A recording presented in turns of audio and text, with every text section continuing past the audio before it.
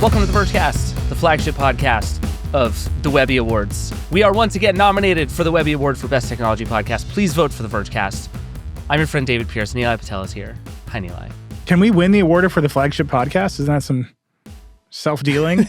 I think that's like a separate award. It's like this lifetime achievement where they're just like, they're going to invent a new one where they're just like, you win podcasts. Yeah. That's what I would like to do. I would like to win podcasts eventually. Yeah. We're the best podcast. Yeah. But yeah, go vote for us. Otherwise, Nilay will be sad. It's very important. We have a sort of unusual show that we're going to do today. Most of what we're going to spend our time doing today is talking about our rankings of the best Apple products ever. So lots and lots of people have been on our site all week ranking Apple products. We made a lot of fun of Travis for trying to explain how the ranking system worked, where you pit two things against each other and it would make this live. It's a chess system-based ranking. It's a whole thing. It worked awesome. You did. We ended up getting 1.6 million votes. And the best part of this is neither you nor I knows how it turned out. You didn't peek at the rankings, did you? The one thing I do know is that there was a bot attack attempting to push iTunes to number one. Which is so funny. Graham on our team, shout out to Graham, who did truly heroic work to make this happen, was like emotionally broken by the attempt to automate iTunes to the top of the list. Why and iTunes? I do want to say shout out to the person who obviously vibe coded a bot attack to push iTunes to number one, but we caught you. Yeah. You didn't get really what you wanted. That's the one thing I know is that iTunes is not number one, even though someone tried very hard to make iTunes number one. Yeah. But anyway, so we're going to spend a bunch of time on that. At the end of the show, we also have a new segment that we've been talking about and piloting for a while. Very excited to get that on the show. We have a little bit of housekeeping that we just need to do here right up top, and then we're going to talk about some news. The two bits of housekeeping are, one, again, vote for us in the Webby Awards. Voting is live for like just shy of 2 more weeks as you're hearing this. I think you can only vote for us once, so just go do it now, and then take your iTunes bot. I didn't even finish the sentence. Yeah. Just take your iTunes spot. That's all I said. If you know how to vibe code a thing that will make us win all of the awards, including the ones we're not nominated for, the Grammys, I will take them. So yeah, go vote. We'll put the link in the show notes. The thing number 2, and I'm actually more excited about this, is you and I and the Vergecast as a whole, we're hosting a movie night at the end of April, and I say hosting in the loosest possible way. We've just spent a lot of time like looking for reasons to hang out with Vergecast people. Like every time we do one of these live things at CES and elsewhere, the fun is just all being together to do stuff. And we're just going to come up with more ways to do that. So if you're going to be in New York on Monday, April 27th, we're going to be at the IFC Center at 7 p.m. watching Sneakers. It's going to be awesome. Sneakers, by the way, you and I, without talking, independently had Sneakers as our number one movie choice for this whole thing. It is the only movie you can logically start with. I'm so excited. We're going to get to Pump Up the Volume, but we all need to have a big conversation about how woke we are in 2026 so that we can evaluate Pump Up the Volume on its own merits from the 90s. We have a lot of trust to build before we get to Pump Up the Volume. You can read, I will remind everyone, the editorial ethos of The Verge is still the final scene from that movie where the FCC chases Christian Slater around in a little Jeep. You see what we do every week. You see exactly what I want to have happen. I'm just saying it's a movie from a different time. That movie walked so that Brendan Carr could run. We have to build ourselves up as a community to watching Pump Up the Volume together. That's all I'm saying. That feels right. So yeah, Monday, April 27th, 7 p.m. If you're hearing this on Friday, April 3rd, we're doing a pre-sale for Verge subscribers only. You can go to the site. If you're logged in, you'll be able to see our post with information about how to buy tickets. It'll open up to everybody starting on Monday, but we wanted to give subscribers first dibs. I think it's going to be very fun, and I think this is a thing we're going to get to do a lot. I'm very excited about it. I think we're going to have a blast. I'm just excited to watch Sneakers again. Same, honestly. I haven't seen that movie in a minute, and I'm pretty excited about it. Yeah. Okay, all of that aside, I think the one bit of news we need to talk about before we get into all of our Apple stuff is kind of on the theme of what is AI and who is it for that we've been talking about over the last several weeks. We've gotten a lot of feedback from people who both agree and disagree with many of our assessments about what AI is good for. I would say none of them have convinced me that we are wrong about whether the people do in fact yearn for automation.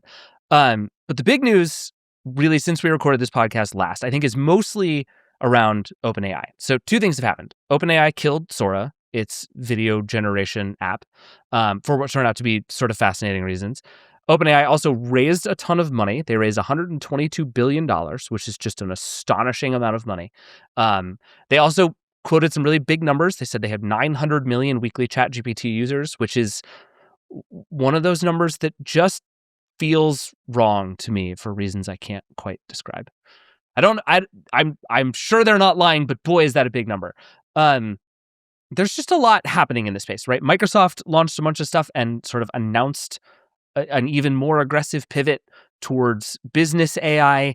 It just feels like this idea of the whole AI industry retrenching to we make enterprise software is happening faster and faster. Is that what you're sensing too? Yes. Can I just read you the Microsoft quote?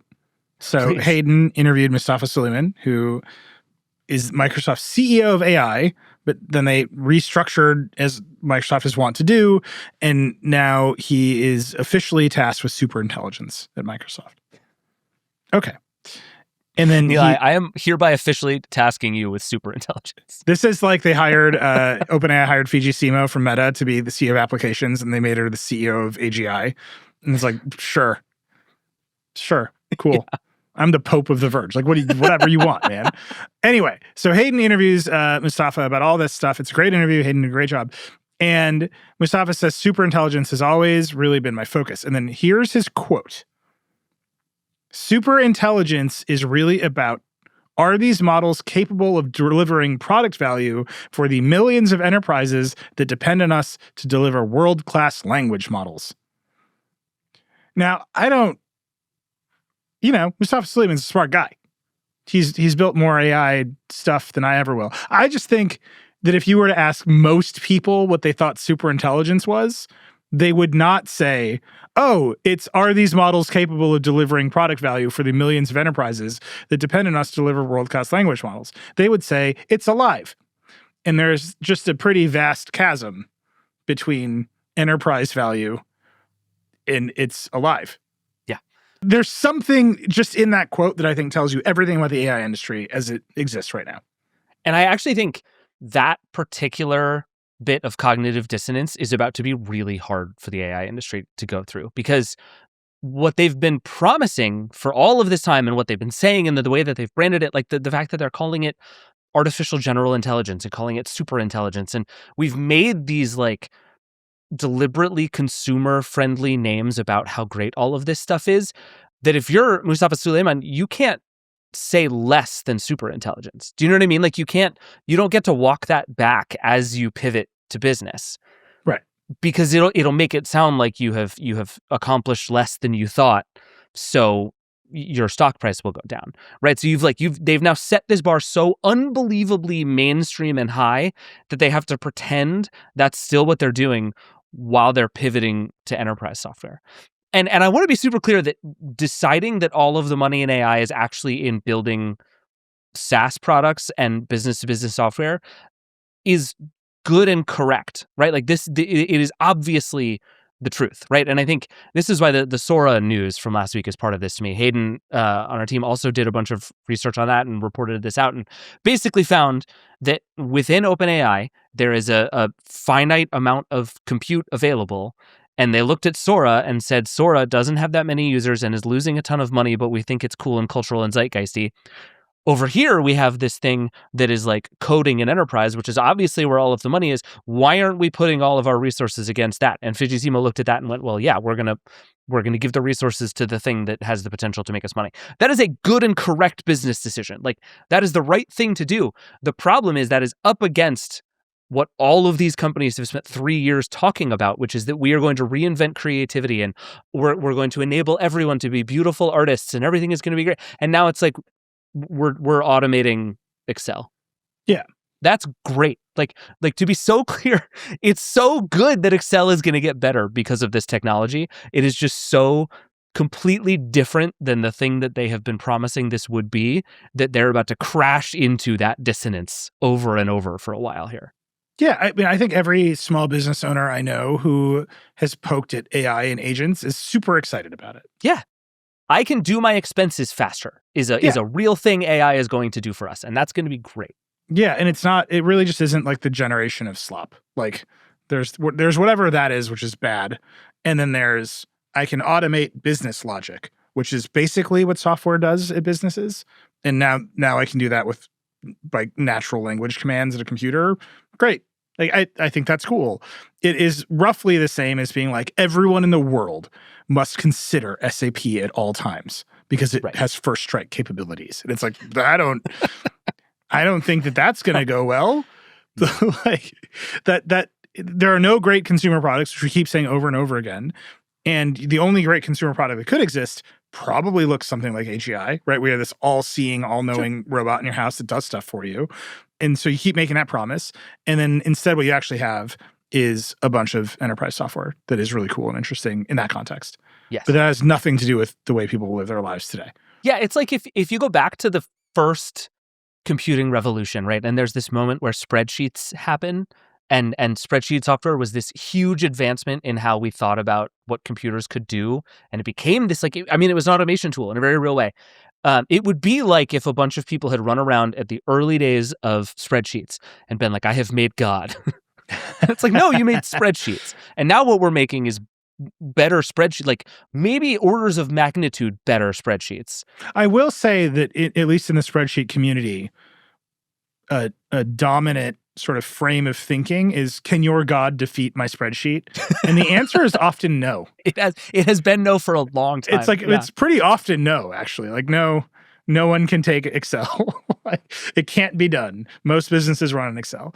But you see this gap. We keep talking about it, that the money is in enterprise, the product market fit is in enterprise, the consumer products keep hitting the rocks in like very obvious ways. And then OpenAI, after this big pivot and all of this talk about cutting down on side quests and killing Sora, bought TBPN, which if you're listening to this, you don't know, I'm actually quite frankly surprised. They're pretty ubiquitous. TBPN is the Tech Bro Podcast Network. It's a 3-hour live stream on Technically, X. It's not anymore, by the way. I just what learned is it now? This. It's just TBPN. It's like MTV is no longer music television. Oh, not ESPN. They have deleted the acronym of it. It's just letters now. Yeah. That's what it started as. It was the Tech Brothers Podcast Network, yeah. But it's just a 3-hour live stream. They have a lot of guests on there, a lot of CEOs go on there to hype up their investments. They are part of Founders Fund. Like they're VCs with a 3-hour live stream, and they do a good job. It is Pat McAfee for VCs. Like I don't know how else to describe this. And AI. And OpenAI bought it like today, just before we came on air. And it's like, didn't you just talk about how you're not doing side quests? And you're not going to chase all these things and do all this nonsense. And the reason that they bought it, and they put out a press release, and I'm reading it, and it's utterly fascinating. It says, we're not a typical company. We're driving a really big technological shift. And the mission of bringing AGI to the world comes with the responsibility to help create a space for a real constructive conversation about the changes AI creates with the builders and people using the technology at the center. That's exactly what TBPN has built.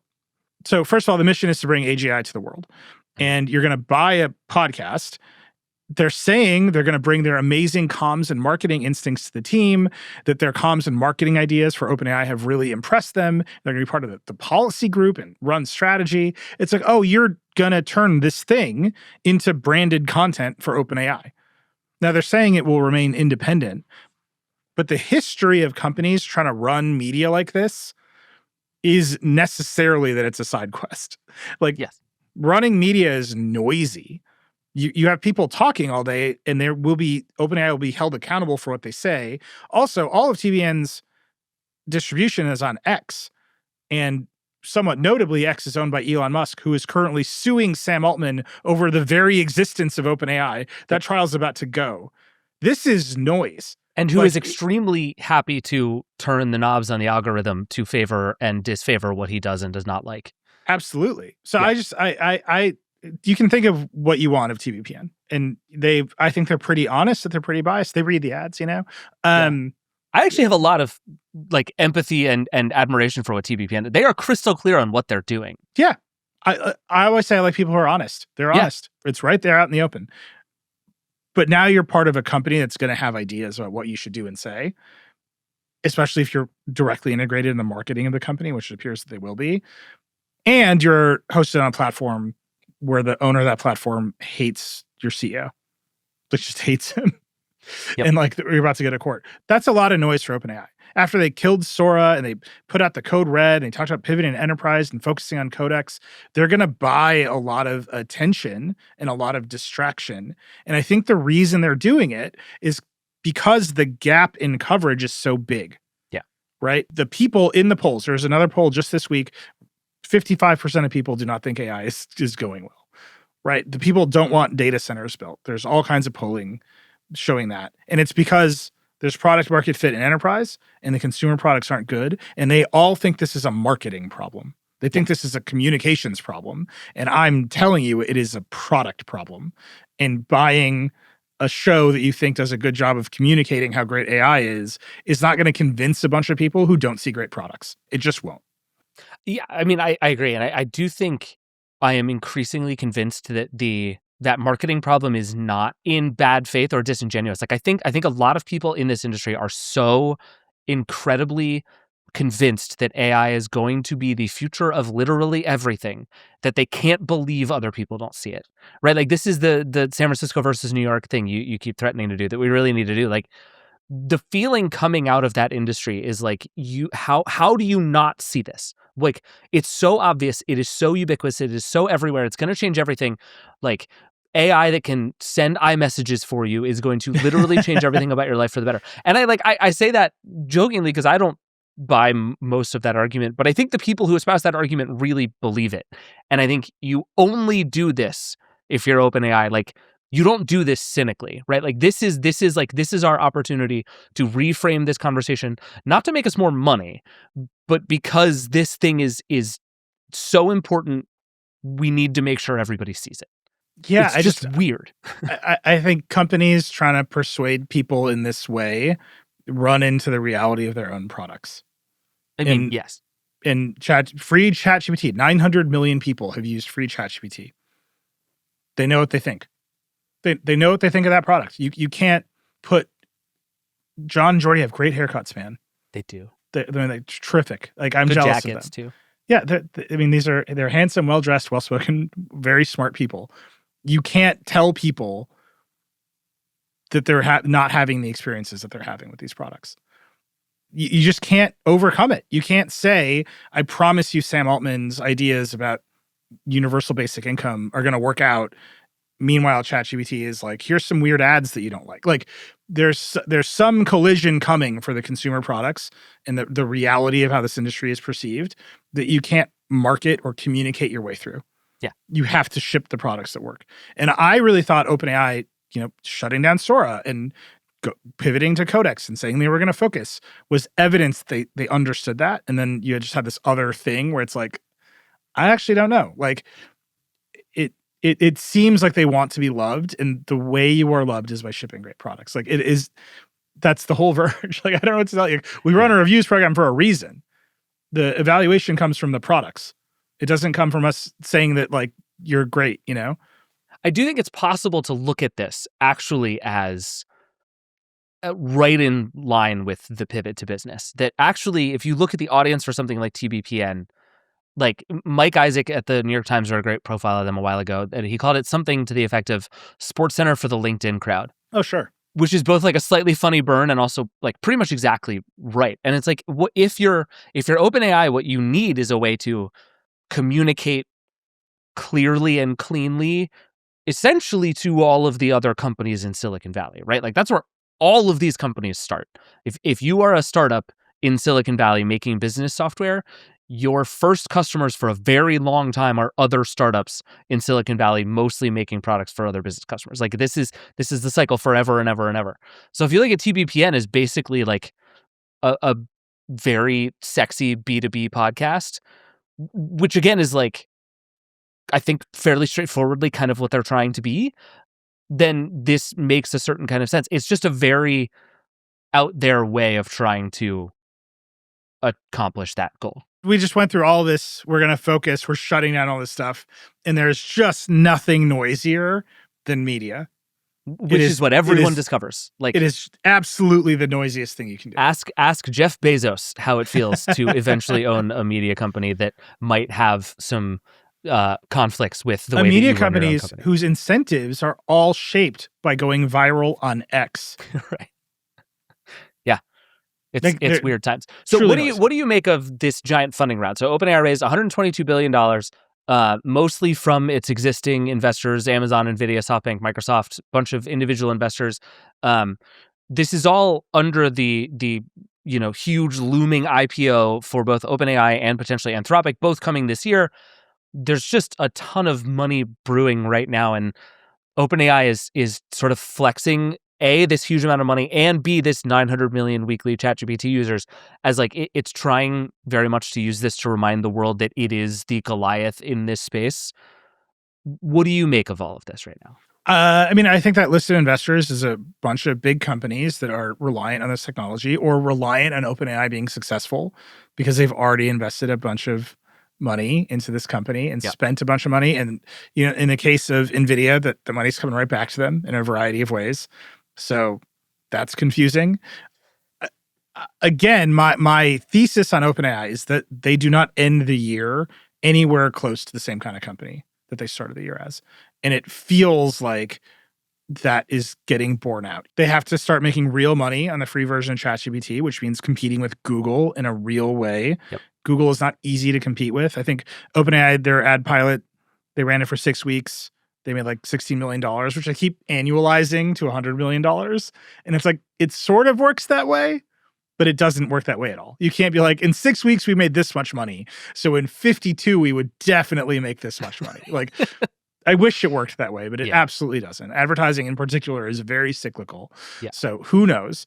But they have to go compete with Google for real. Google's obviously not going to just lose market share. They're going to compete back really hard. They have a massive distribution advantage. It feels like their deal with Apple. Remember, Apple Intelligence launched with a big OpenAI thing. Yeah.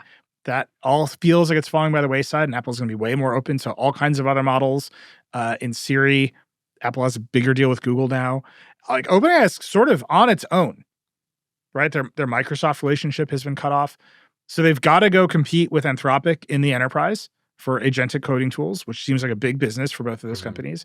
And then they have to compete with Google, the greatest business in the history of technology and potentially business itself. Good luck. Like, I just don't, this much money might not be enough, especially if you don't have the focus. And especially if you're now run by a bunch of ad people and business people and not core technologists, many of whom have left to go to Anthropic. Yep. Yeah, I think the theory that OpenAI is going to look very different seems more and more obvious to me all the time. And I think, like, Google did a very funny announcement about the new Google VO thing, which is basically Google's version of Sora. It's its own video generation model. And basically what Google is able to do is just not worry about the money and compute that it costs to run a video model, right? Like, because it makes all of the money from search ads, like, Google can just afford to lose money in a way that OpenAI can't. Like, nobody is making money on AI. There is no money in AI right now. Like, it's very important to remember there aren't 2 nickels to be made in AI right now. All of these companies are losing money at like record rates. It's just that Google made $100 billion last quarter, and Anthropic and OpenAI didn't. And when Google wants to shut down things that aren't, core to its business, it's like, have you heard of Calico Labs, the contact lens that might detect diseases? It's like, what? You were doing what? Yeah. And like, I don't even know if that's still running. Like, that they have that scale. Google is structured into Alphabet to allow things to try to succeed outside of the core Google business. Things inside the core Google business, like AI, they are extremely willing to subsidize even more. Yeah. So I think OpenAI has found itself, it's gone from darling to sort of independent. Like, they're not tied to the big companies the way they were in the past, or supported by the big companies the way they were in the past. Most notably, I think, Microsoft and Apple. And they're up against competing with Google, which I think is just going to be incredibly challenging. Yep. By the way, I haven't even mentioned, they brought on a bunch of Apple designers and Johnny Ive to try to compete with the iPhone. Good luck. Like, I don't know what, like, they to pay off all this investment, they have made enormous promises. And if the answer is we can automate Excel, that might be a big business, but it's certainly not a big enough business to pay back on the promises that they've been making for a very long time. Right. I actually think there's a shot that it is a huge business. And I think like it's worth saying very clearly that I think you and I are actually on the same page of like what this is going to do for business and for the way, and I mean business very broadly. Like you and I are going to use AI tools in really powerful, valuable ways to get work done. That's awesome and exciting and cool and interesting, and we should cover a lot of that. That is so different from digital Jesus, and it is so different from this like mass consumer live your life inside of these chatbots tools that we've been promised, that is just like we have to figure out how to pull those things apart from each other. I really just come back to, if you have software brain, you think that the computer is alive. And like a lot of people have software brain. Yeah. Like they're like, I see the world as a series of databases that I can link and interconnect and make use of. And that might be right. Like that might be a good way to describe reality, but it actually isn't. It's an incomplete description of reality. And you can actually extrapolate, like, now I can send my agent to go scrape databases for me to, I have made God. Yeah. There's something about software brain. We really should do New York versus California, because what I mean is that people in California have absolute software brain, and people in New York are like, yeah, I live in a city with other people in it. This is how we finally start our podcast beef with Hard Fork. Nilay. This is it. This is how we do it. I mean, I love them both very much. I know, I do too. It's great. We need more enemies. We're always saying this. Casey was just on Decoder. We need more enemies, Nilay. All right, let's pivot now to a new segment. We've been talking about this internally for a while. We've been trying to figure out what it is for a while. I'm very excited to finally get to bring this to the Vergecast. It's called The Hype Desk, and it features two of our friends. Welcome back to the show, both of you, Ross Miller, Ashley Esqueda. Welcome back. Yay! I don't have an air horn. If I did, I'd hit it. I'm the closest you're going to get to that. I mean, I already have that kind of like cackle. Yeah. So it's just, I'll be your sound effect for hype, basically. A fun fact you should both know is that we have steadfastly refused to give Nilay a soundboard for many, many, many years now. That And feels it wise. will not happen. I was in that wise, reviews honestly. closet today, and I saw a Stream Deck, and I thought, I can make this happen for myself. But it's better because I have Ross and Ashley now, my human air horns. Happy to be of a service. Human air horn. That's what I want to be remembered as. It's beautiful. So before we get into this segment, Nilay, this is kind of your baby, and this is something you've been thinking about for a long time, and we've been planning for a long time, going way back into Vergecast lore. Do you want to explain what the Hype Desk is before we get into it? Yeah. So if you're a longtime Vergecast listener, you know that we've had many iterations of the Hype Desk in the past. And the early iterations were like, what if we just had cool kids in the corner? And we never quite knew why, but it was fun.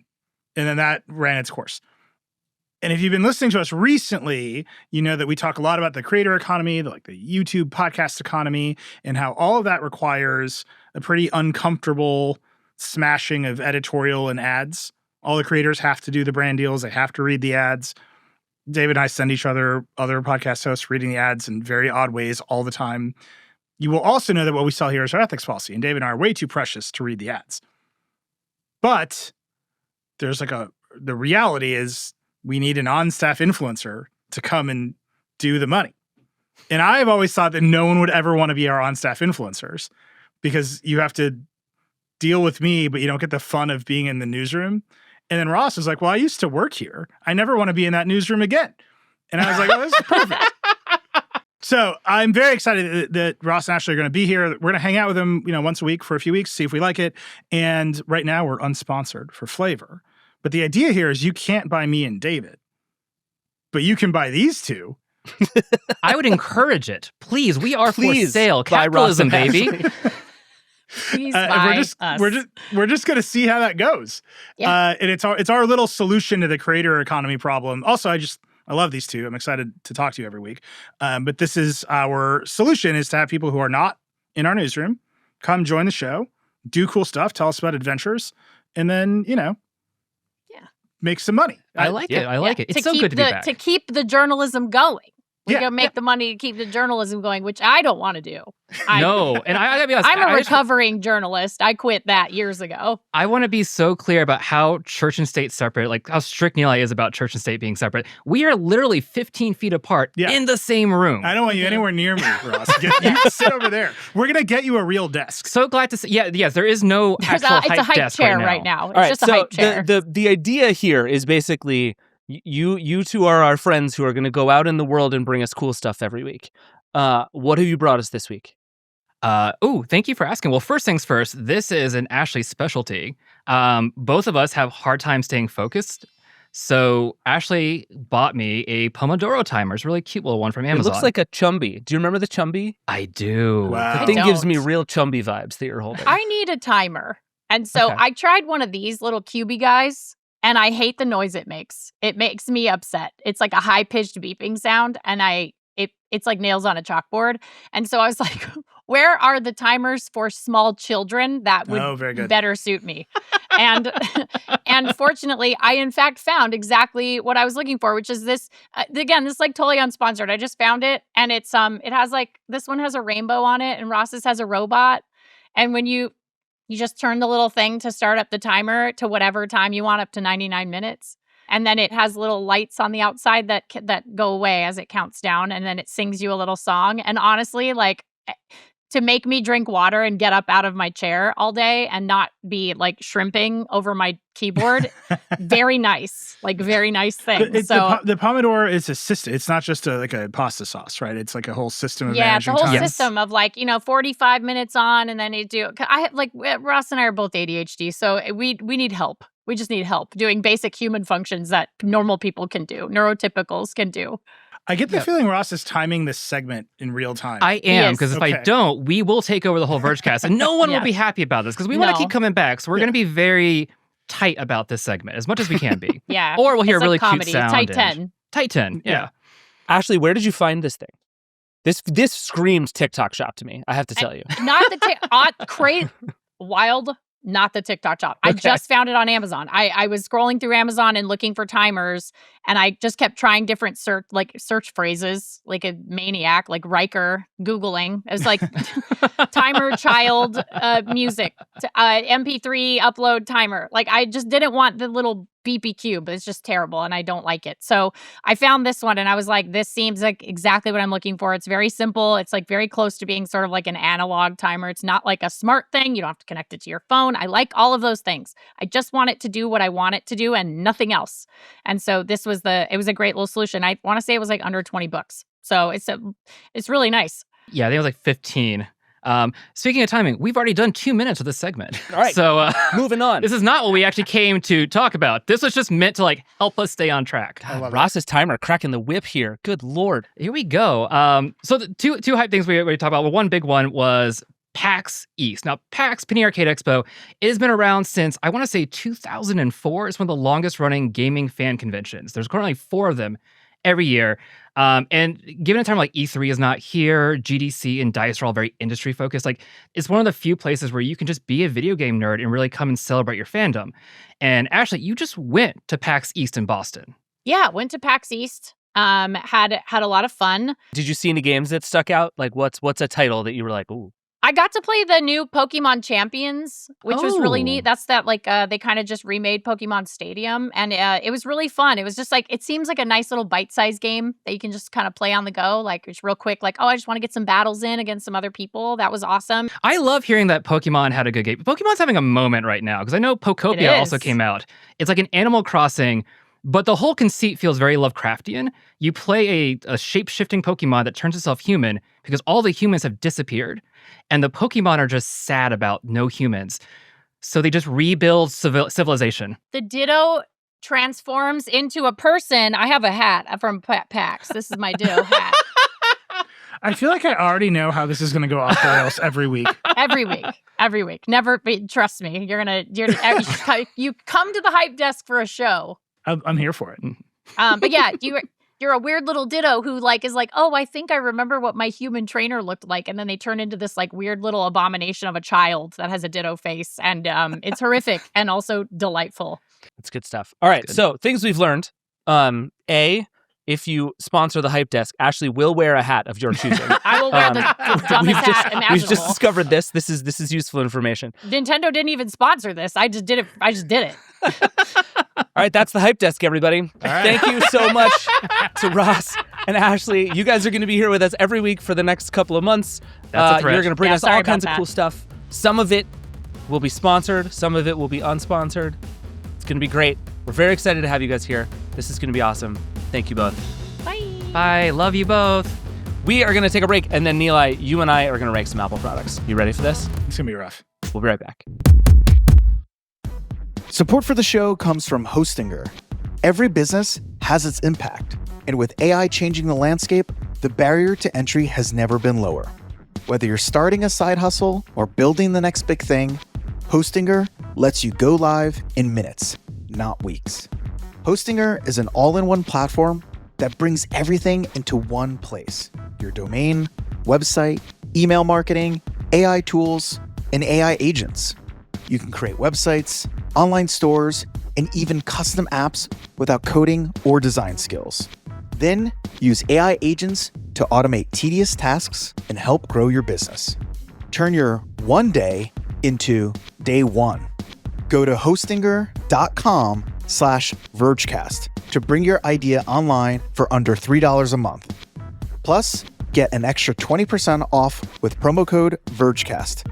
That's less than the price of a cup of coffee per month. That's hostinger.com/Vergecast. Promo code Vergecast for an extra 20% off.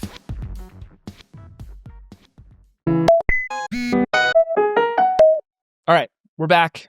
So this week was Apple's 50th anniversary. We did a big package full of really great stories. Nilay, you wrote about the iPhone. I wrote about the like generational heater that Steve Jobs went on when he came back to Apple. Jason Snell wrote a couple of great pieces, including one that I know he feels very passionate about the Apple II. We wrote about antitrust. We wrote about the MacBook Air. Amelia, our photographer, did an incredible visual history. Nilay, have you looked at that? That's like, yeah, those photos are incredible. So much fun. Very good. In the 50 years of Apple. That whole package is out. But the main thing is we asked everybody to rank the top 50 Apple products. And they did so. Tens of thousands of people, 1.6 million votes, lots and lots and lots of input and feelings about what this thing is. And one, as you mentioned, very aggressive bot attack in favor of iTunes, which I am told we successfully mitigated. So what you and I are going to do here is we're going to go through the bottom 40 of the audience's reaction. And essentially what we're going to do is neither you nor I has seen this list. So we're just going to reveal the pick. And if we have any reactions, great. But we're just going to reveal from 50 to 11. And then you and I both made our own top 10s. And so we're going to compare our top 10s against each other and against the overall ranking and see how we feel, see who's right, see what we need to fight about. Does that sound good? It does. I'm convinced that I'm correct and everyone else is wrong, obviously. The first time ever for you. This is great. All right, so let's just start at the bottom here. Number 50 on the list, the worst of the best Apple products of all time is the Image Writer 2. Well, it's the worst of the best. It's just coming in at number 50. Right. This is still a very good Apple product. But I will say, I think coming into this, we picked two printers for this list, and I would say there's a strong chance the other printer will be number 49, but I think we sort of knew these would be down at the bottom. Even though I think you could argue they're very good and very important and very innovative products, they're printers. Yeah. I just don't think a printer ever had a chance. Let's see. What's number 49? The Laser Writer 2. Rough. Okay. Super tough beat for the printers here. Yeah, I'm not surprised by this. Are you surprised by this? I think I personally think the Laser R2 should be higher, but I understand. We have a young audience. They don't remember. They don't know. I think instinctively most people look at printers and are like, this can't possibly be any good. How dare you? The Laser I promised I wouldn't do this, but the Laser Writer 2 was Apple's business for a long time. Yeah, it really was. The Mac and the Laser Writer that kept that company afloat. All right, number 48. The original Cinema Display. Rough. That's a little lower than I would have thought. I think the kids don't know, man. Yeah, they're out here buying cheap LCDs. This thing was a sensation when it came out. It's true. All right, number 47. The clip iPod Shuffle. Oh, that one kind of hurts my feelings. I don't actually think that's entirely wrong, but like I loved that product. Again, this is the 50 best. It's just, I know. It's hard to go head to head. I mean, that's literally how we rank them, right? Head to head against many other things on this list. The clip iPod Shuffle is not winning. No question. Including number 46, PowerBook 500. This is one you stand for. This one hurts me. They're wrong. The whippersnappers are wrong. They're wrong. Okay. Number 45, the Apple TV 2nd Gen. See, the PowerBook deserves to go over the Apple TV 2nd Gen. Yeah, this is the first one that I'm like, the Apple TV 2nd Gen should be in the bottom 3. This is recency bias. No completely. question. Yeah. All right, number 44, the PowerBook 100 series. Boy, real PowerBook slander coming here. This is recency just a young bias. audience. Yeah, this is a young audience of people who I think a lot of people. And frankly, like if I were not a professional journalist, my Apple experience would have started, and like my Apple knowledge would have started with the iMac G3 and the Steve Jobs return. I think that whole era is just sort of lost on most people. Yeah. Even though there were a lot of good products in it. I mean, we had Jason Snell write an entire piece, best headline we've come up with in a minute, between jobs. It's very good. About Apple's weird 90s, and the PowerBooks are in there. Yeah, and everybody just looks at that decade as like, well, nothing happened. And that's not exactly true. It's a good piece. Everybody should go read it. All right, number 43. QuickTime. This is wrong. I will spoil this. I have QuickTime in my top 10. Wow. Okay. In part because I spent a bunch of time working on a piece that we ran on the site about the creation of QuickTime by a guy named John Buck. It's an excerpt or an adapted excerpt from his book. It's very good. John Buck was on the team that invented QuickTime in the weird 90s at Apple. I love that piece. Everyone should read it. It's great. QuickTime is foundational technology. MP4 is QuickTime. Yeah. And it makes a very compelling case that like QuickTime was the beginning of the idea that computers could be for creative tasks. It's a very important piece of technology. The kids don't know these days. This is my story so far. The kids don't know. All right, number 42. Final Cut Pro. Software's getting a rough beat here. I'm actually fine with Final Cut Pro being here. It's like, again, this is the top 50. All of these are good, but there are a lot better things than Final Cut Pro. Number 41. Like this is actually recency bias the other way. Right? Like the modern Final Cut Pro is hurting the ranking here. I think that's probably right. All right, number 41. Ooh. The Apple Extended Keyboard 2. John Gruber is going to be very upset about this. He's furious about this. John Gruber, I think at one point, if I remember correctly, this keyboard was either last or second to last in the rankings.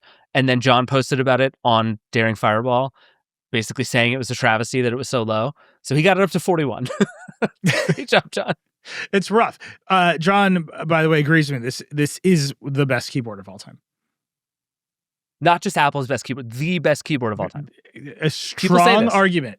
Many people will make the strong argument the Apple Extended Keyboard 2 is the best keyboard of all time. I will say, fun fact, according to the rankings, this, Final Cut Pro, and QuickTime are all exactly tied in the rankings. Really? Fascinating. All right, number 40. GarageBand. Yeah, I think software is just getting a tough. Yes, software's getting a rough beat. Especially, again, this is modern GarageBand. If you remember when GarageBand came out, it was a sensation. The idea that a digital audio workstation product would be on every single Mac that shipped for free was a revolution. Yeah. But so it goes. Was. Umbrella by Rihanna. That's GarageBand loops. This is how important that software was. So, and to this point, number 39, iTunes. Rough.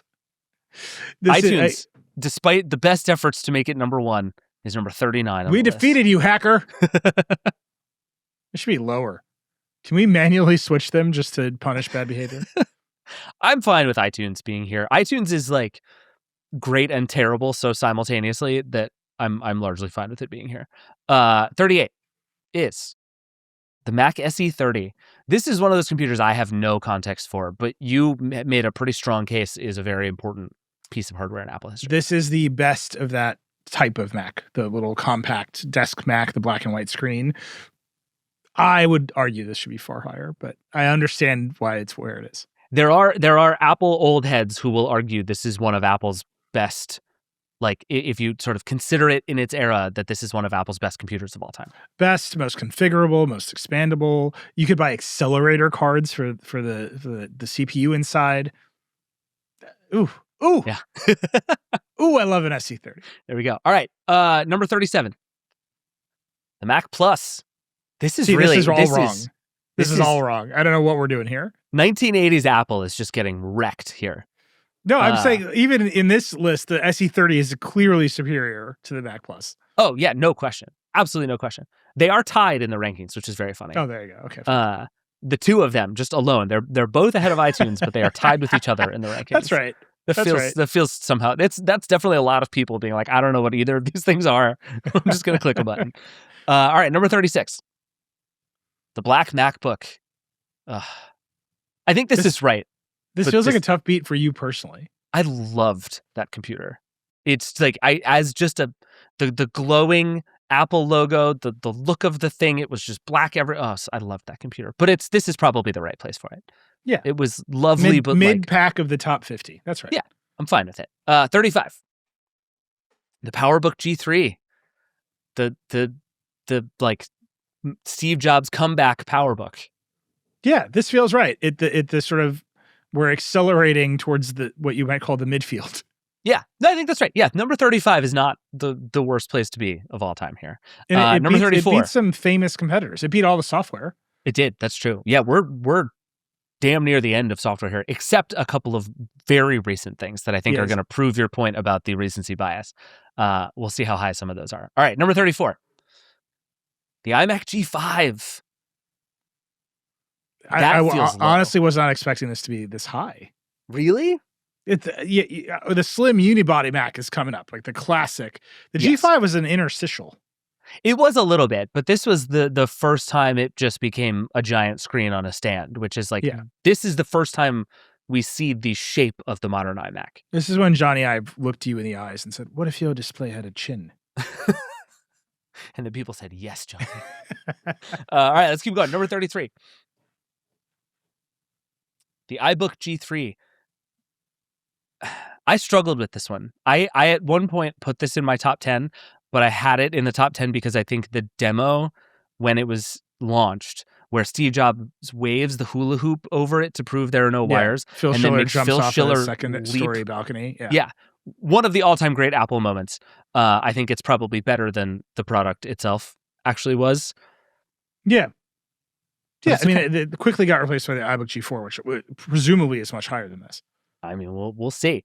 All right, number 32. The original iPod Touch. This feels right. I had this so much lower. Really? So much lower. I was like, put this at the bottom of the list. No way. You're wrong. Yeah. The iPod Touch was awesome. All right, number 31. The Apple Watch Series 3. The first great Apple Watch. The one where Apple figured out what the Apple Watch was. This is right. Solidly mid-pack. You're right. It's hard for this to beat anything on this list. Yeah, I mean, we are getting pretty quickly into like legendary product territory here. Oh yeah, we're getting into, I mean, the number of screenshots I got from people, they're like, how do you expect you to make this choice? Like, we're headed there. Yeah. Yeah. All right, number 30. The titanium PowerBook G4, the TieBook, Nilay's favorite. This is you already know what my top 10 looks like. It's the titanium PowerBook G4 10 times in a row.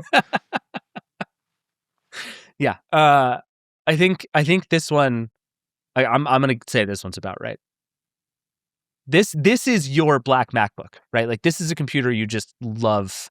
This is the laptop with no reason to love it laptop, as much as you do. No bones about it. All right, number 29. The iPad 2.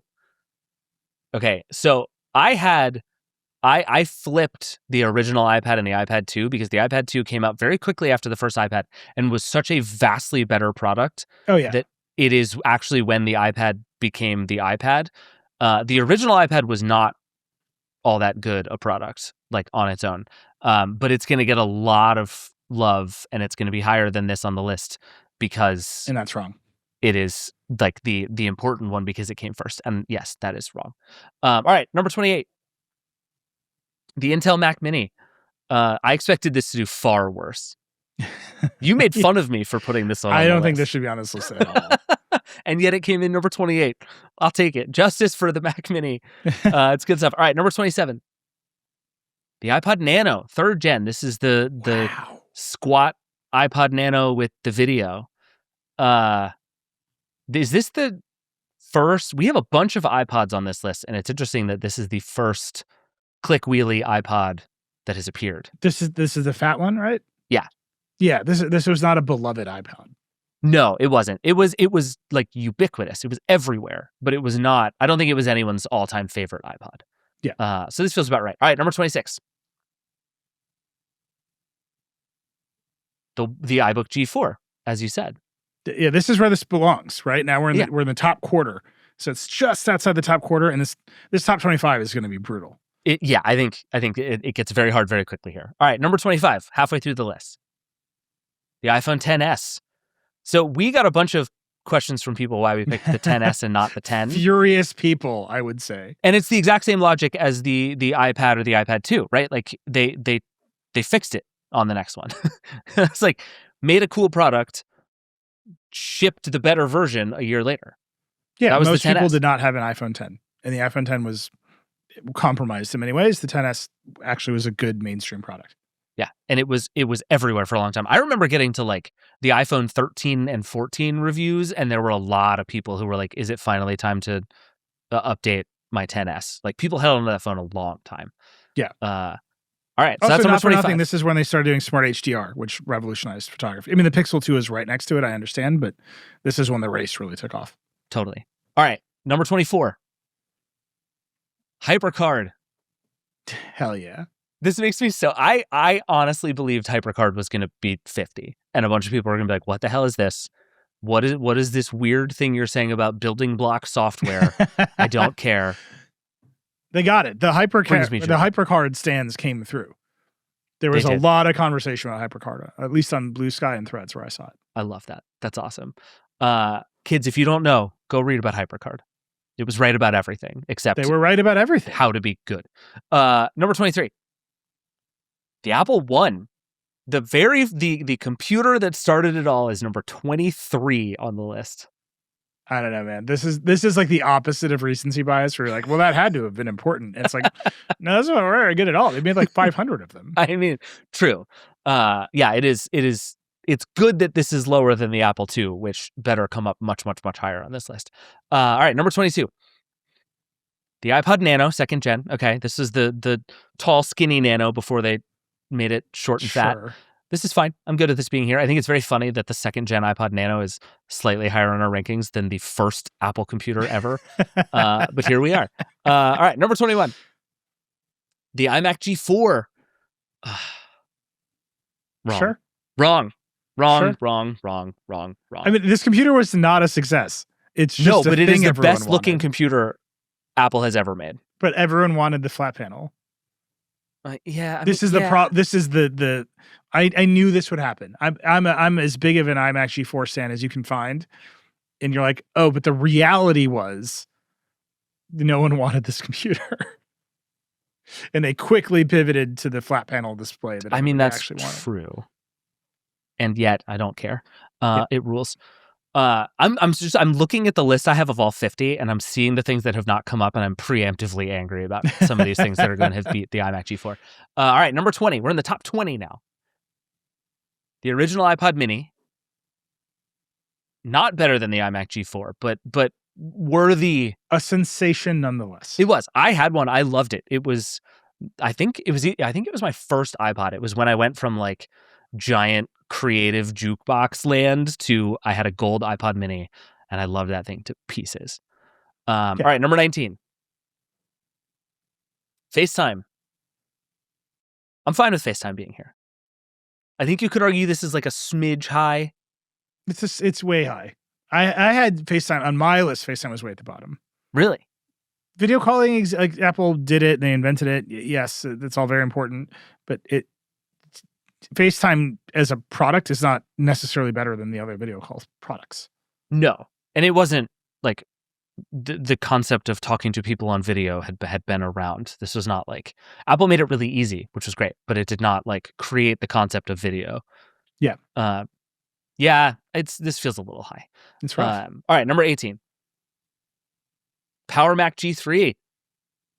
Shocked by this. Fascinating. This was Apple's first desktop back. So Steve Jobs comes back, launches the iMac G3, and then they basically take the Bondi Blue look, transparent everything, and just shove it onto the Power Mac. Fine, good computer. I would not have had this it is a nearly lot this of high. people with a lot of memories. Yes. Right? It The has to be. whippersnappers are starting to lose now. Yeah, I think that's right. Yeah, this is like the computer a lot of our audience grew up with in their house, I suspect. All right, number 17. Apple Pay. Rough. I had Apple Pay way at the bottom of the list. Same. I can't give you credits for being like credit cards. I'm sorry. Yeah. I understand that it works well, and I understand it's a good product. I also had Apple Pay pretty low. I think this is where we're getting to like people who love the thing that currently exists in their pocket and want to give it flowers. You know what I mean? Yeah. It did make me think we should have put the iPhone 17 in here just to see how it would have done in terms of like, well, clearly it's the best one. It's the new one. It still works. It's still great. Maybe I should just do that. Part of me wishes we had done that. But at any rate, number 16, AirDrop. That's preposterous. I'm sorry. This is ridiculous. FaceTime, Apple Pay, and AirDrop all in the top 20 is bananas. This is we need to understand what the people are saying to us, David. They're saying we're here imperious on our high and mighty thrones, and the people are like, I'm airdropping. I'm airdropping so much that Google had to reverse engineer AirDrop and give it to Samsung. This is making me feel older and older every single one of these that we do. Because they're like, oh, I remember when I was 5 and AirDrop came out. And I'm like, screw you. I was 56 when AirDrop came out. All right, I'm going to get my 15. Image Writer 2 and I'm going to get out of here. Exactly. All right, now we're in the top 15. It's starting to get wild here. We have a few more of these and then we're going to get to our list too.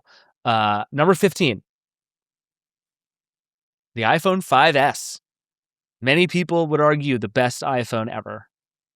Except me. Smart, correct people with great taste and extreme it's very hard to have feelings about great products in this zone.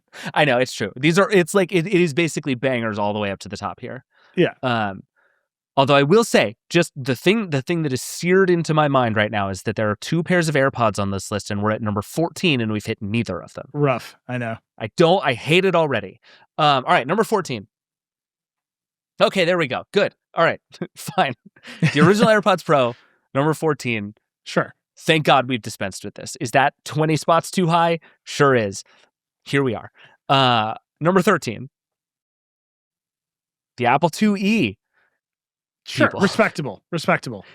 It It should be higher, but it's respectable. Sure. Fine. Yeah. Everything in here it's all gravy from here, I think. Number 12. The original AirPods. All right. So we have finally dispensed with this bad idea of ranking these this high. I will say I appreciate that the AirPods are meaningfully higher than the AirPods Pro. That feels correct to me. And I was very curious to know how that would shake out. I think the AirPods are more important than the AirPods Pro. And that makes me happy. Which do you have? Are you an AirPods guy? AirPods Have we ever Pro. talked about this? I think AirPods sound horrible. And I think EarPods sounded horrible. AirPods Pro are tolerable. What is your like day-to-day pair of headphones? It's the Sonys. I think I have the Mark IV. Okay. They folded and then they didn't fold and now they fold again. Yep. And I have the last ones that folded. Got it. Okay. Those are really great. All right. Number 11. The original iPad. Way higher than the iPad 2. A clearly, obviously better product. Yeah, this is wrong. This is totally I wrong. do think we're at, like, you and I spent a lot of time on the selection show debating the difference between best and most important. And I am getting the distinct sense that this ranker leans pretty hard towards most important. I saw a post, I think it was on Blue Sky, where someone was like, if you just put original in the name, it's going to win. And I was like, oh, we did that. That's a really interesting point. Yeah. That's a really interesting point. Okay, we are now to the top 10, which means you and I are also going to reveal our own picks.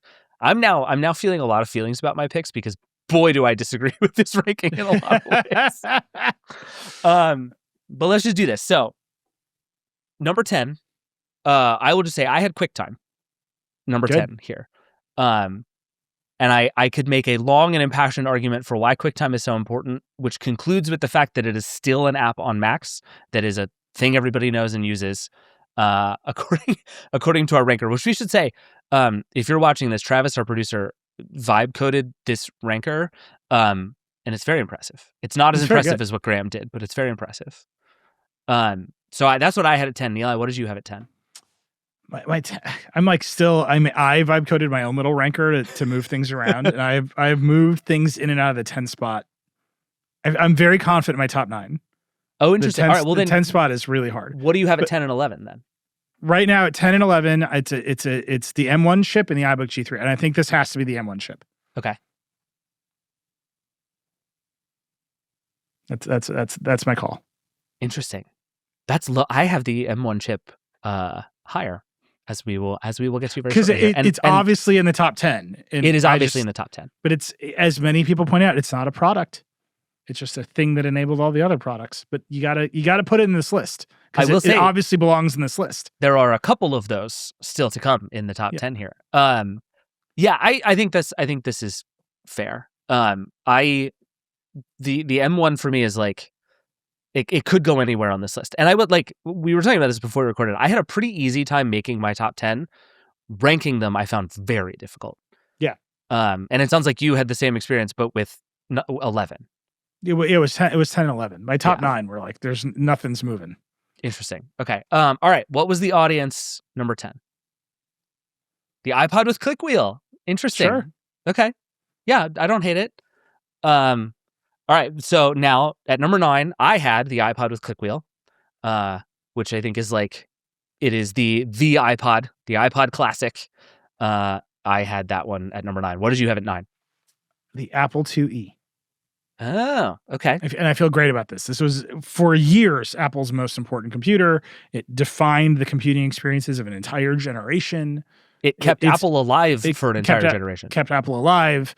If you have a list without the IIe in particular in the top 10, I don't know what you're doing.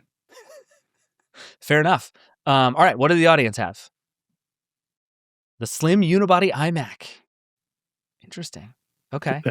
That's a rough one. I don't know what we're doing. Are you think that's too low? I think it's way too high. Compared to what else you can put in the top 10? You don't have the unibody iMac in your top 10? No. Okay. No. Okay. All right. Well, let's get to number 8. I'm staring at my list and I already don't like a bunch of them. I'm going to go with it. I will go with what I wrote before we started. I have the iPhone 4 here. David. Come on, man. You have the iPhone 4, I think either 1 or 2 would be my guess. And I'm very excited to get to that. Declined to respond to this time. I don't, listen, we've been doing this for a long time together. What do you have at number 8? What do I have at number 8? The titanium PowerBook G4. This is your QuickTime. Yeah, you are 22 spots higher than the consensus. Yeah. And I think you're right. And I think still the I'm laptop right. everybody wants. At the end of the day, if you were like, do you want whatever garbage laptop you can have today in 2026 or a modernized TiBook, everyone's going to pick the titanium PowerBook G4. I mean, you might not be wrong about that. All right, what did the audience have at number 8? The Wedge MacBook Air. Sure. Wrong. Interesting. Too low, but only slightly too low. It's okay. This is very interesting. All right, number 7. I had the now I'm feeling the Nilay shame already. I had the slim unibody iMac here. Whew. I went back and forth on which iMac I should include. I had the iMac G4 in here for a long time because I think that the sunflower design is just one of the best, coolest things Apple ever made. But this is the best iMac. Like, this is the one where my in-laws had one of these for 13 years in their house, and I had to bully them into getting rid of it because it just didn't work anymore, and they still didn't want to get rid of it. Like, I just turned one into a monitor. I'm with you. I love these things. They're not in the top 10. Yeah, lightning round spoiler. That one. We're coming back to that, Patel. What did you have at number 7? The iPad 2. Okay.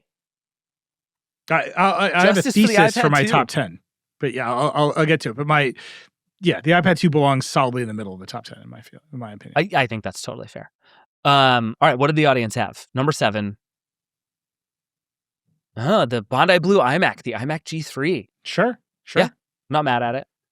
Wow, boy, I am like almost right in step with the audience because I had the Bondi Blue iMac G3 at number 6. We don't need to litigate why that thing mattered and why it was great. And that is like, I had one of those in my 8th grade class in a way that was very important to me. Yeah. and that's, I think that thing rules. All right. What did you have at number 6? This is where I put the original iPod. Oh, okay. This is where this goes. I agree with everybody at the iMac because I just have it higher, but the iPod goes here. So my list is like the products that definitively changed the industry around them. You think OG iPod over ClickWheel iPod? See, I debated this and picked ClickWheel iPod. I don't have another iPod in my top 10. Yeah, this is the only iPod in my top 10. And you picked the original instead of the ClickWheel, which is like when you think of like what is an iPod, it's the ClickWheel. Yeah, no, I make the argument, but I think by that time, the ClickWheel actually came out, I think, on the Mini. I believe that's right. So like we're just in this, you just got to pick an iPod. And like, actually, it was just the iPod. It was just Apple saying, we're going to make a music player because we missed out on CD burning and then like shipping an iPod and then relentlessly iterating on it. Like the original iPod was a moment for Apple in a very real way. It was. That's totally fair. I buy it. All right. What was number 6 from the audience? The iPhone 4. Sheer rage from Nilay. What are you doing? You people don't understand beauty. You don't understand grace. Come on. Okay, the people like when their phones connect to the network. Is what they like. All right. At number 5, I had the original Macintosh. Which go listen to the version history episode on the Macintosh. Lots of feedback about Mr. Macintosh from that episode. This is like, I think you could rearrange my top 5 here in basically any order and I would feel fine with it. But to me, the original Macintosh belongs in the top 5. No question. I don't have it in my top 10 at all. No? Nope. Really? Fascinating. What did you have at number 5? The Wedge MacBook Air. Okay. The entire industry chased this product till now for 30 years. I've been forever. Yeah. Okay. What does the audience have at number 4 or number 5? Sorry. macOS 10. It's good. It's good. The audience is redeeming itself. Yeah, I'm feeling good about the audience top 10 here. All right. So before we get to, well, let's do number 4, and then before we get to the top 3, we'll recap. So at number 4, I have the Wedge MacBook Air. I'm right here with you. That is like, again, we're doing iconic, like world-shaping Apple products over and over here. What did you have at number 4? The iMac G3, the original iMac. Okay.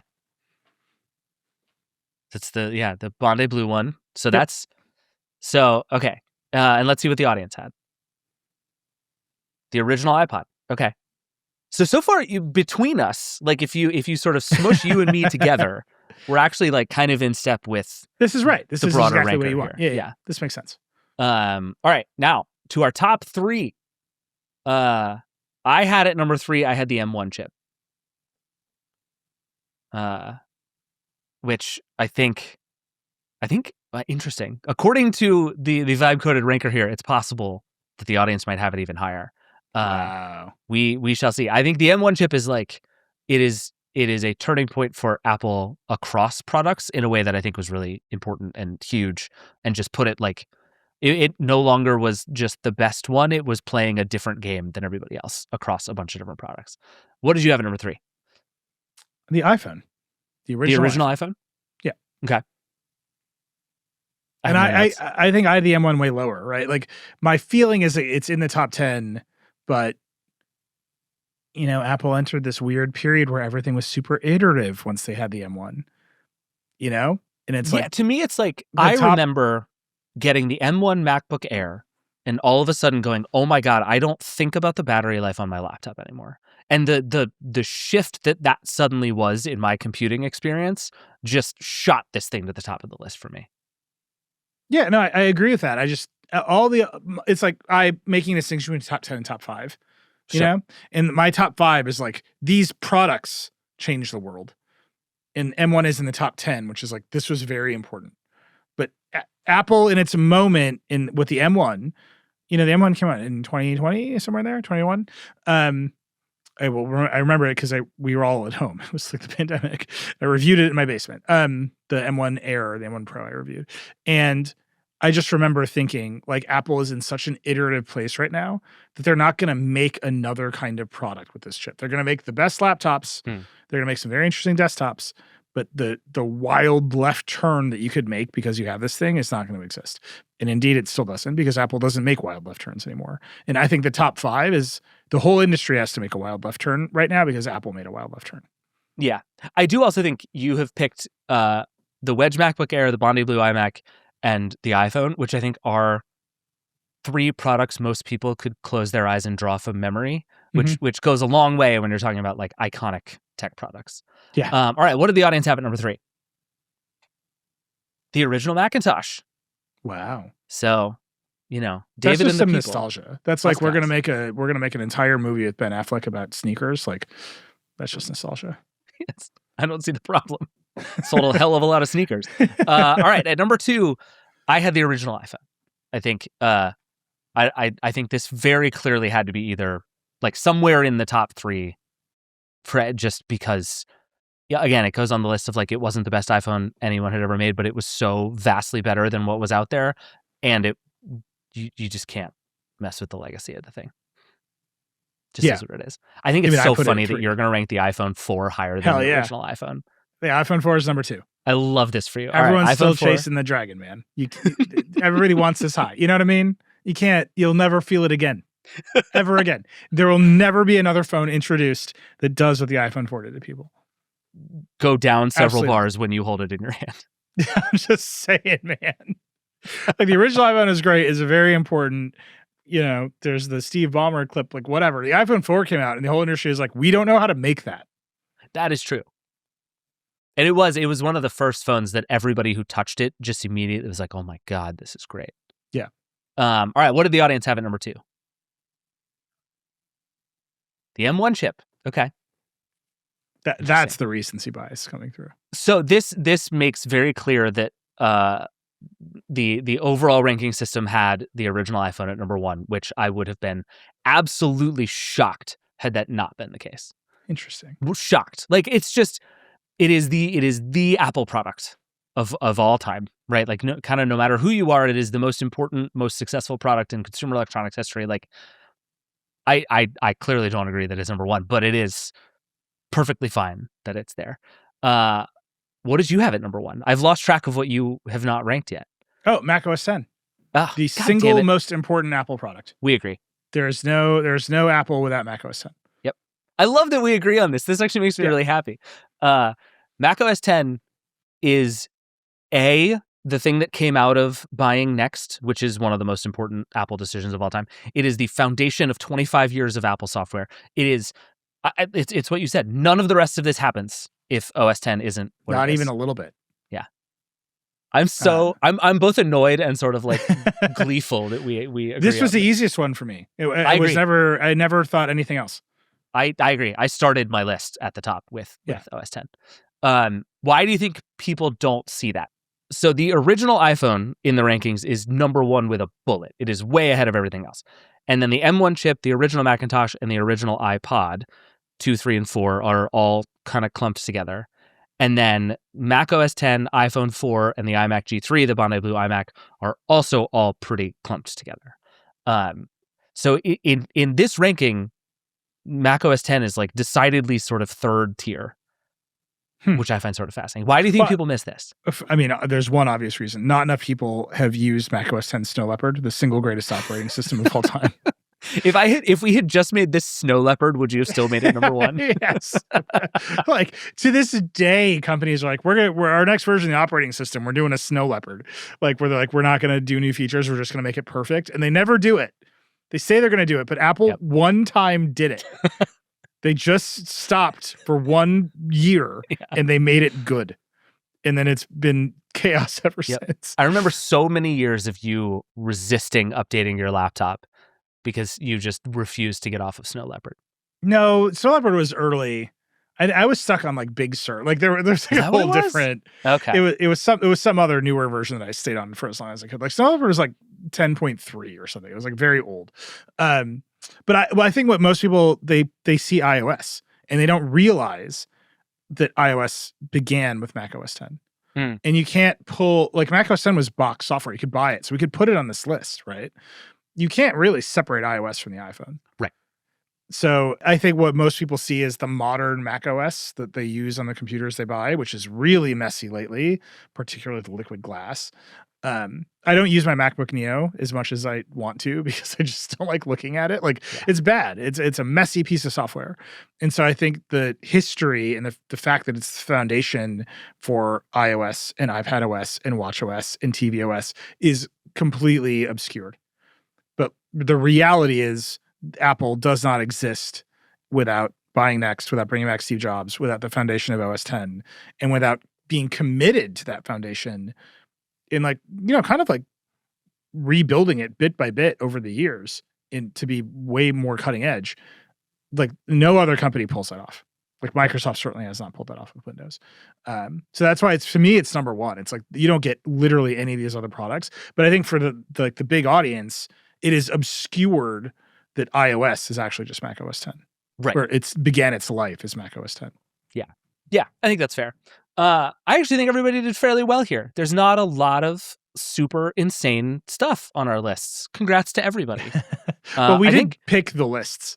Well, we did. That's true. But if we had been like, you can type in polishing cloth, I think some weird stuff would have happened. That would have. Yeah, your furthest away from the norm was the iPad 2, which you had 22 spots higher. I had QuickTime 33 spots higher than norm. And I think you and I both feel very strongly. Everyone should go read that piece. It's very good. It's very good. I think you and I both feel very strongly that we're correct, so I feel good about it. That's it. This has been the Apple ranking process. You and I have poured all of our heart and soul into ranking 50 Apple products. It's like it was super fun to see this out there. We'll do it again in 50 years, you guys. Yeah, right? We're going to live forever. If you're a young person, send us your blood so we can live forever. That's sure. Throwing that out there. Thank you to everybody who voted and was part of this. Go read all of our Apple 50 covers. There's a lot of great stuff out there. It was a fun week on the internet in that sense, actually, that our whole kind of tech universe spent a lot of time covering Apple, and I learned a lot of new stuff about that company these last couple weeks. It's been very fun. We are going to take a break, and then we're going to come back, and we're going to do a lightning round. We'll be right back. Support for the show comes from MongoDB. If you're tired of database limitations and architectures that break when you scale, it's time to think outside of rows and columns. Because let's be honest, you didn't get into tech to babysit a broken database. You got into it to actually build something. MongoDB lets you do that. It's flexible, developer-first, ACID-compliant, enterprise-ready, and built for the AI era. Say goodbye to bottlenecks and legacy code. Start innovating with MongoDB. There's a reason it's trusted by so many of the Fortune 500. And that's because it's a platform built by developers for developers. MongoDB. It's a great freaking database. Start building at mongodb.com/build.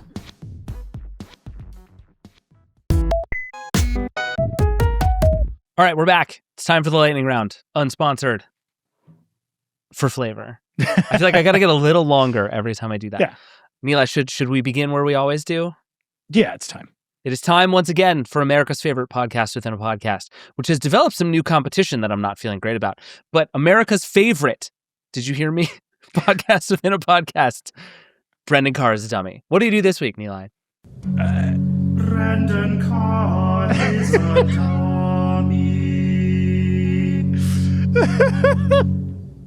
I love that. I forgot to say, we didn't get any new theme music submissions this week. Please keep the new theme music coming, and until then, we will continue to play the Gregorian chant. I love that everyone's favorite is the Gregorian chant. Like, we've had some really good ones, but if we were to do a ranker, I know Gregorian chant would hit number one. It is the original iPhone of Brendan Carr as a dummy. It's very good. Theme music. All right, Brendan this week, he just did the dumbest possible thing, which is he went to CPAC, the big conservative conference. There's a lot of tension at CPAC. There's like a New York Times piece about the young people at CPAC being like, what are these boomers talking about all the time?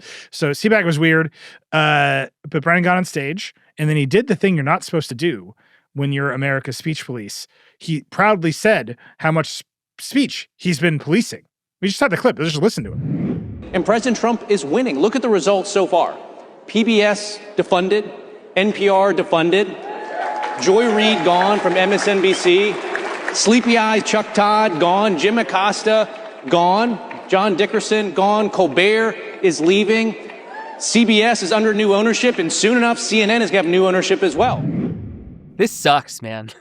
It's like it's one thing when you know that's the goal. It's another when he just gleefully sits on stage and tells you out loud that has been the plan all along. Especially because what he usually does is he's like, I'm just enforcing the law. You know, I'm making sure everyone's fair. And then he gets on stage and he's like, look at all this speech that I've curtailed. Right. Look at all these people who are not on the air anymore. That's not the role of the federal government. Government speech regulations are bad, as I continue to say in the face of remarkable opposition. Everyone loves the government speech regulation lately. So that's bad. It is just very dumb. Like, I mean, like tactically dumb. Because if you're the speech police, you move quietly, right? You're supposed to quietly influence what people see, think, and hear. You're not supposed to get on stage and be like, look at how good I am at affecting the speech. If there's one thing Americans hate, it is censorship. They do not like it. That's kind of like our whole thing in a lot of ways. It's the first one. It is the First Amendment. We put it right at the top of the list. So anyway, this is just Brendan being tactically stupid. The actually stupid thing that happened this week because of Brendan and how corrupt his FCC is Nexstar and Tegna, the two big companies that own all the TV stations, are trying to merge. And they had to tell a court this week that they couldn't follow a temporary restraining order because they'd already merged. So this is just like the funniest possible set of like facts. So Nexstar and Tegna are two big TV companies. They own a bunch of stations. We talked about this show last week. There's a statutory cap on how many stations you can own in a given market. It's 39%.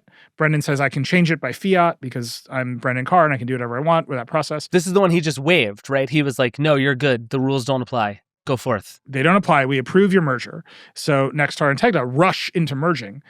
Like the day after, like they got their corrupt opinion from Brendan and they rush into closing their deal. Does that just mean like everybody just like got new Outlook instances and they're like, well, now we're merged. Well, this is we're what's all in unclear. Slack together now. Right. So they sign their paperwork. The problem is, like, not everyone agrees with Brendan. Not everyone agrees this is the right thing to do. Most importantly, DirecTV, which is actually their competitor, right? Like they sell their channels to DirecTV. DirecTV distributes their channels. There's a lot of market power for these companies to have.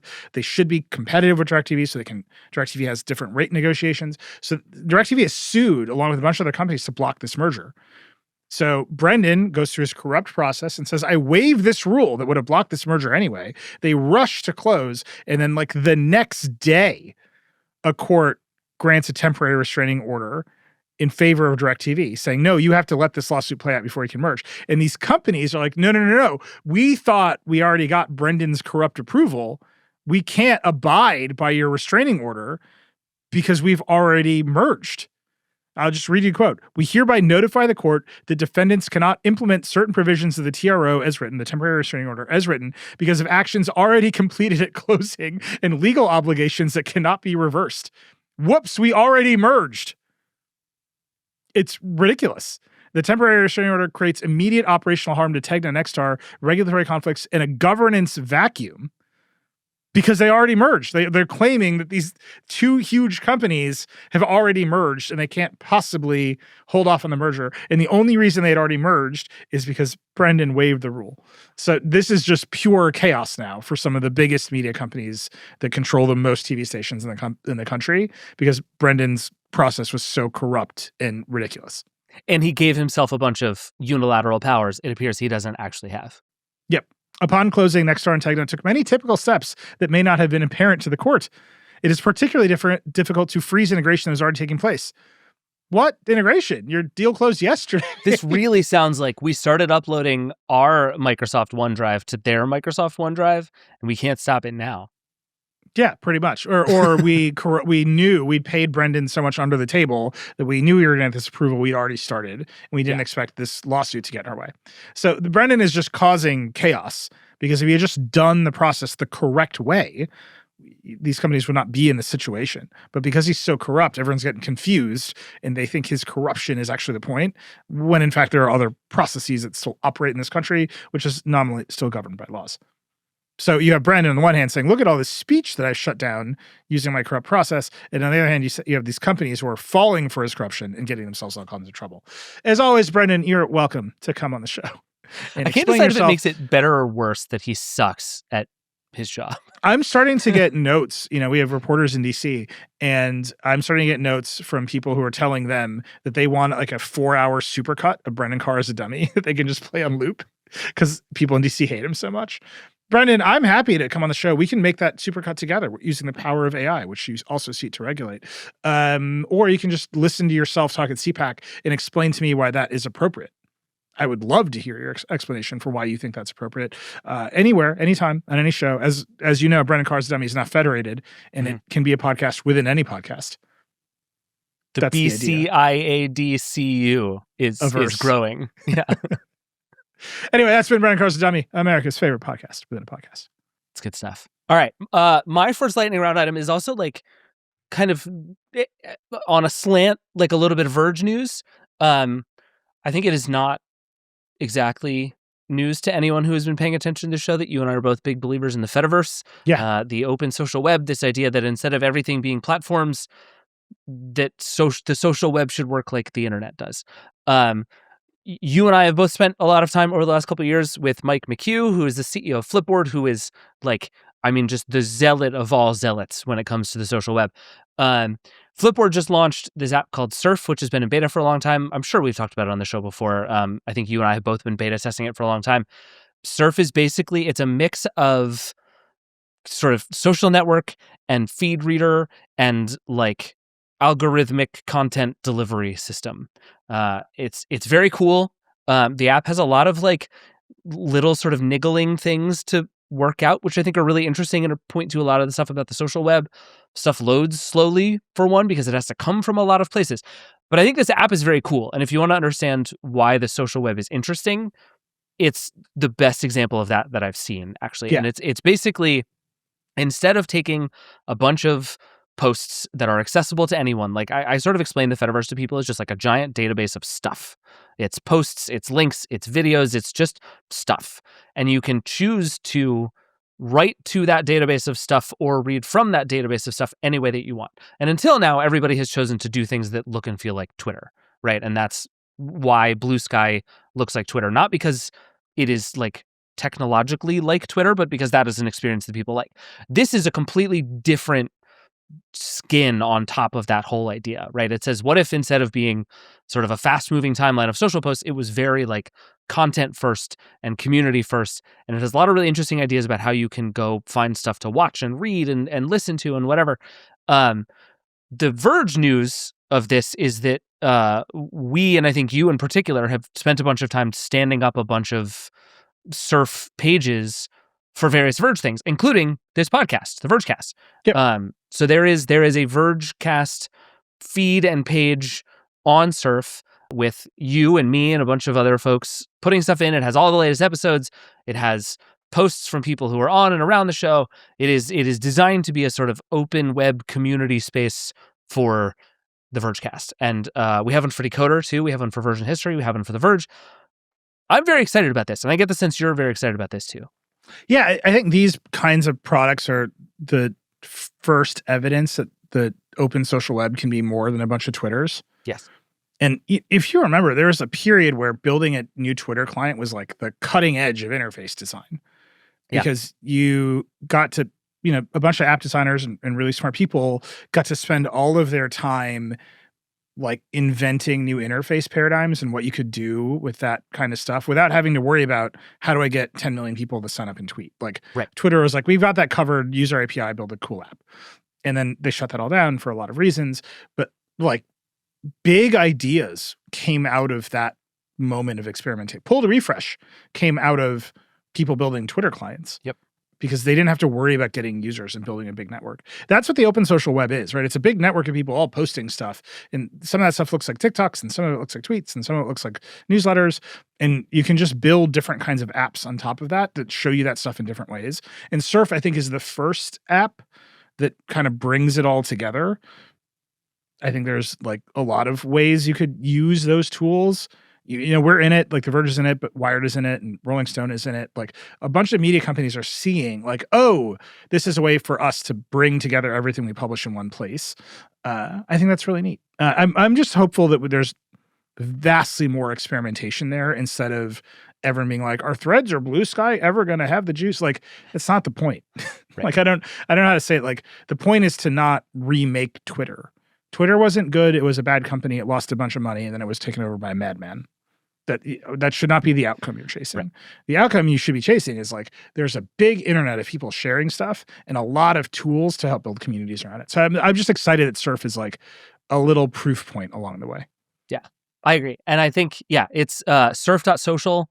We'll put a bunch of the Verge stuff in the show notes too. People can go post to it. It's a good way to, like, I think for us, it's going to be a really cool way to engage with people, right? Like, we have the email, we have the hotline, but I think this is going to be an even sort of lower barrier for people to clear, to just post things that we can see. You have a line in your news post where you're like, it's a big bet on hashtags. It is. Yeah. It's a big bet on hashtags. It's a big bet on hashtags. Hashtag decoder, hashtag Vergecast. We'll see it now. Yeah, from now on, if you post hashtag decoder or hashtag Vergecast, we will see it. It'll be there on Surf. And if you do stupid things, we will moderate you out of existence, because that is power that we have.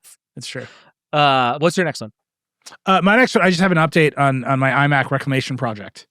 Oh, yeah. And your weird thing from China arrived. My thing from China arrived. It's a little board. I bought it from a company called Stone Task. It's the R1820. It's the newest one. It's hot.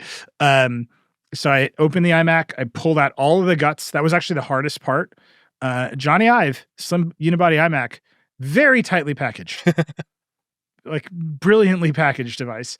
So you rip out all the guts and you're left with just the display. And I, wired it all together. Those connectors are very delicate. You have to be very careful. My daughter was furious because the closest like big flat surface to my office is her bed. So it was just like a splayed open iMac on her bed. And she's like, what, get out of my room. Like, you're like, not now, honey, daddy's working. Yeah, exactly. She came over from school. She's like, what are you doing? And I was like, I needed a flat surface. This is journalism. Got it all together. Other people have done a vastly better job of this than me. There's a Snazzy Q video that everyone should watch. You like 3D printed like port holders and everything. It's like, he did a beautiful job. I did not do a beautiful job. I just shoved the board in the back of the thing, ran the wires out the RAM access panel in the back, and plugged it in. And my God, does it work, and is it perfect? The iMac panel without the iMac software and display is a little greener than normal. So I have a color calibrator. So I color calibrated it and immediately ran into the reality that the software to control the backlight is like not correct. It's like hard to explain, but if you use this thing called Better Display to make the brightness keys on your Mac control the actual hardware brightness, it's mapped wrong. So about halfway through it hits 100% and then it restarts.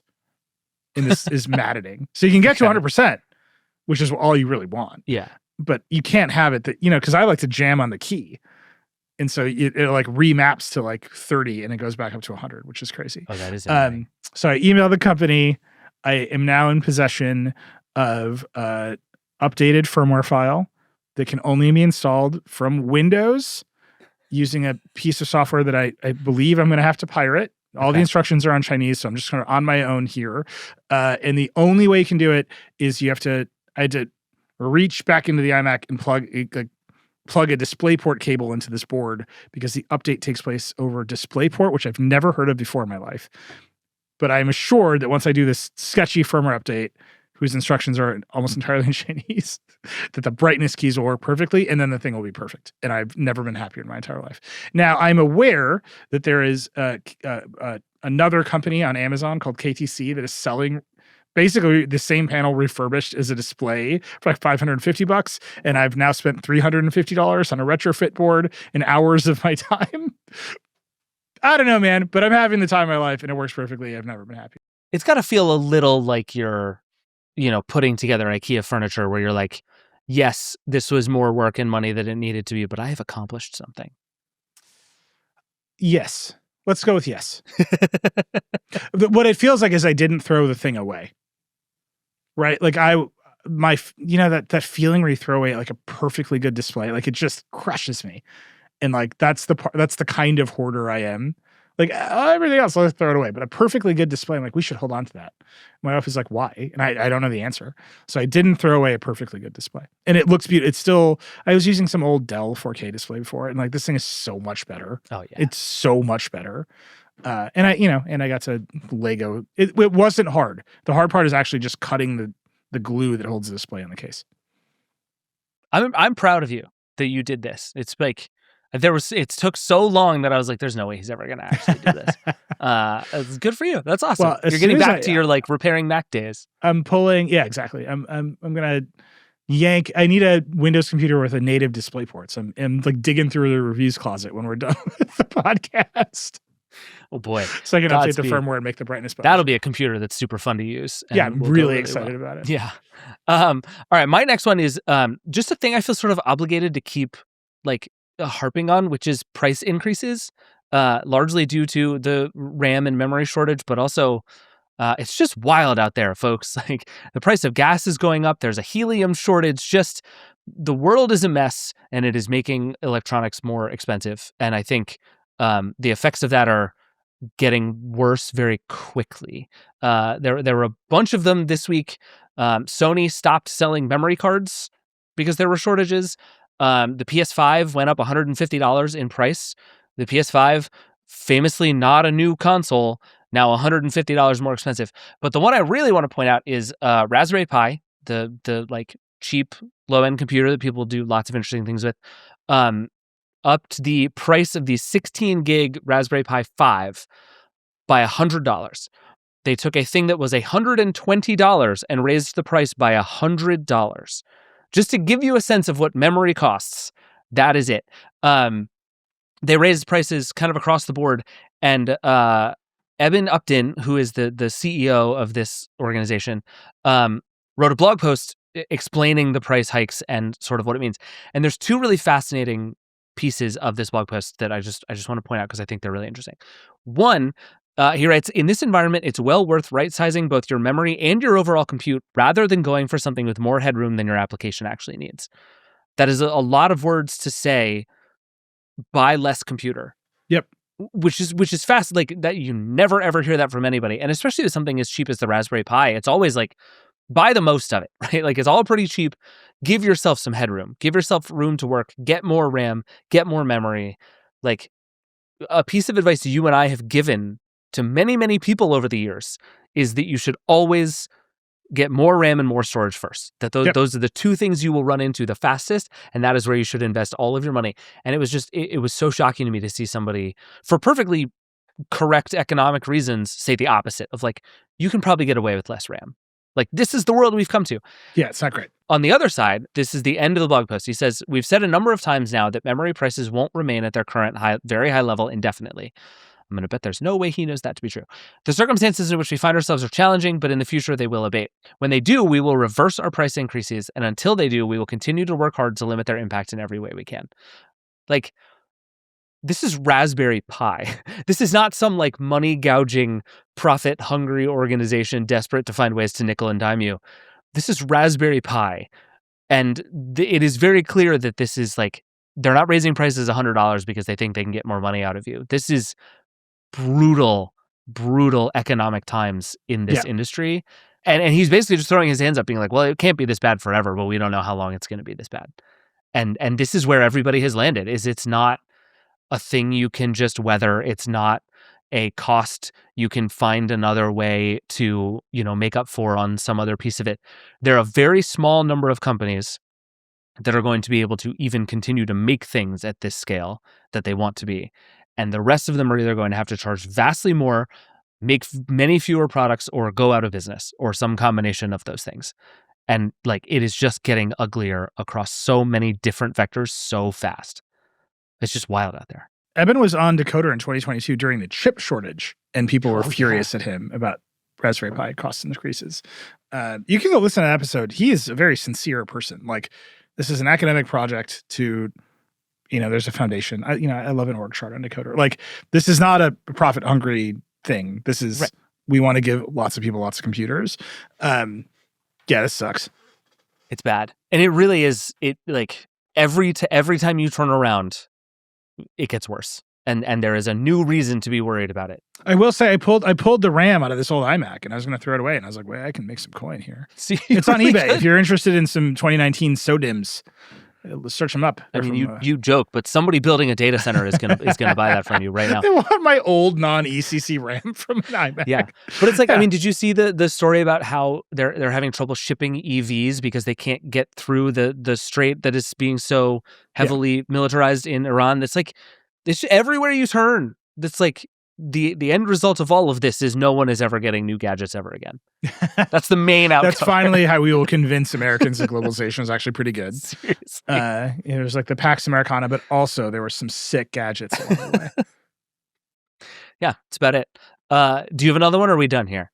No, I'm still puzzled about the recency bias in the Apple ranking. I need to go stare at the window for a while. It's fair. Nilay's going to go hug his slim unibody iMac, and it's going to make Which him I've feel gutted. better. By the way, that last pull to get the motherboard out of the chin, I was like, oh, Johnny would be so mad at me. I'm just like, get out of there. It was not, when you have to pull something a little bit harder than you want to, but it's the right thing to do. There's about 10 minutes of that in taking apart an iMac. Yeah.